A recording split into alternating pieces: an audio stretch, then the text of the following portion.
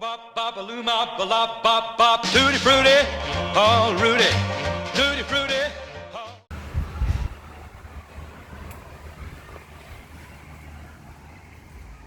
No niin, heipä hei taas sinne kotikatsomoihin. Tervetuloa taas Food Cornerin pariin. Ja, tällä kertaa tuottaja on löytänyt Alilaarista tämmösen papajan.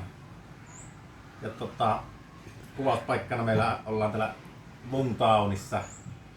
Ja tähetsen kun ropisee näistä meidän majoitusten tasossa, että ilmeisesti nämä ei mene hyvin kaupaksi nämä meidän filmit, kun taso laskee niin huoneissa. Mutta kokeillaan parantaa.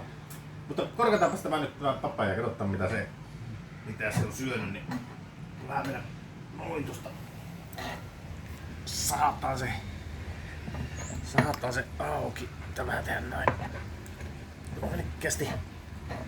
Oi, miten hyvän näköinen sieltä tulee.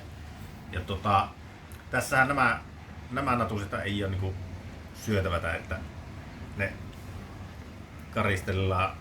karistellaan tuonne pois ensin vaikka.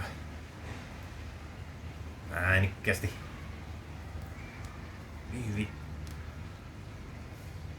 Aika sopiva kypsyys tuntuu olevan tässä papajassa. Näissä se on semmonen vähän puoli pehmeä oloinen tämä silloin kun se on parhaimmillaan. Ja tästä on veistetaanpa vielä tuommoinen slice siitä poikkeaa. Tämä on helppo kun muljauttaa. Vähän on huono, että mä näkyy tuotannon tasoitus, ei ole leikkualusta kunnollista, mutta ei ihan kunnolla pysty nyt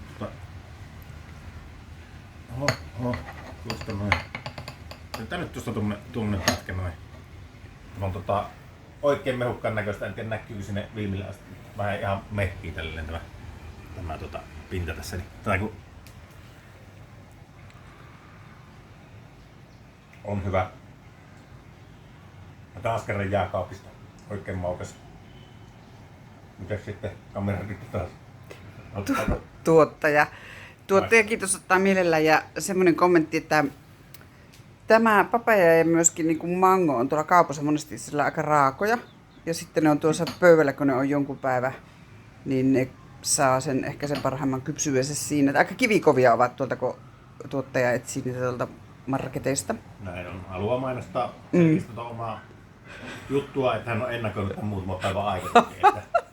Näin paljon hän ajattelee tuota tuotantoa. Mutta aivan totta se puhuu. Todella hyvä kannattaa maistella ja eipä tästä muuta. Tää on tämmönen perus, ei ehkä meikäläisen. Minun on. No ei se ole ei ole lemppari, mutta menee. Mutta ei muuta kuin katsellaan seuraava jakso. Heipä hei! Heipä hei!